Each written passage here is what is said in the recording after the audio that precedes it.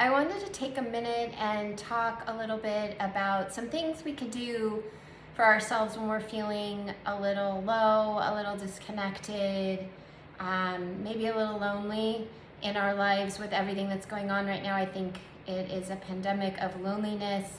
And so I wanted to share one of the things that I do when I'm feeling a little with a lack of community or a lack of connection. One of the things I do is I cook. So cooking for me has always brought me back to a place of feeling really grounded and connected, even if it's just to nature and the foods and the smells of the things I'm making.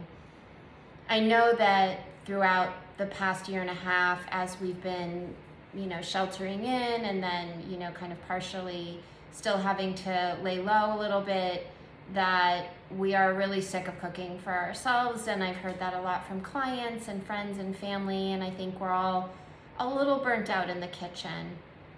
But if we think about how we've been cooking for ourselves ancestrally forever, it really isn't something we can abandon. And if you're somebody who doesn't like cooking or feels like you don't know how to cook, it's really worth exploring why that is and how to maybe get yourself into the kitchen, because not only is cooking good for our physical health because we're making foods that are very nourishing and much healthier than when we eat out, but again, it's also psychologically and emotionally and mentally really healing to be in the kitchen.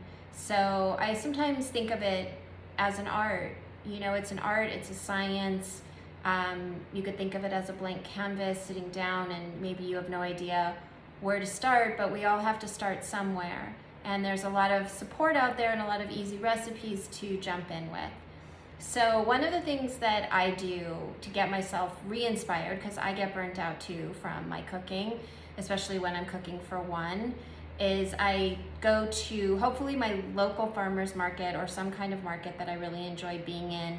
And I walk through the market and I start to just take note of what's in season. And I start to smell the fruits and the vegetables and talk to the vendors a little bit. If I'm at a farmer's market, ask them a couple questions. And I see the people milling about and buying all their fresh food. And it really just lifts my spirits and makes me want to cook. And so I think the more we go out and connect with our farmers markets and our communities in this way, the more inspired we're going to feel.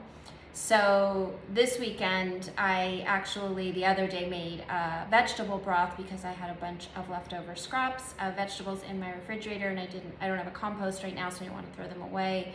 So what I'll do is I'll just throw those into a big pot with water and some seasoning and boil that for a couple of hours, and you end up with a beautiful broth once you strain the vegetables out. So I did that. So I knew I wanted to make a soup.